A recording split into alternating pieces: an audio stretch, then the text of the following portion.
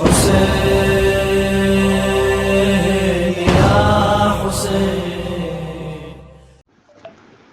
السلام علیکم۔ ملکی اور غیر ملکی تازہ ترین خبروں اور کرنٹ ایشوز سے باخبر رہنے کے لیے ہمارا چینل سبسکرائب کیجیے اور رہیں دنیا بھر کی ہر خبر سے باخبر۔ رخ کریں گے کراچی کا۔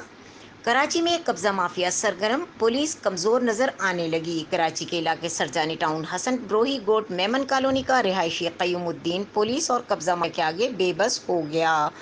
S S P west additional I G Singh کو کمپلینٹ کے باوجود پولیس کارروائی کرنے میں ناکام۔ بیٹیوں کے جہیز کے لیے پلاٹ لینا مہنگا پڑ گیا۔ قبضہ کرنے والوں کا سرگنا ستار پٹھان، اس کا کارندہ عادل پٹھان اور ٹھیکیدار عمران اور قانون کی دھجیاں اڑانے میں مصروف ہیں۔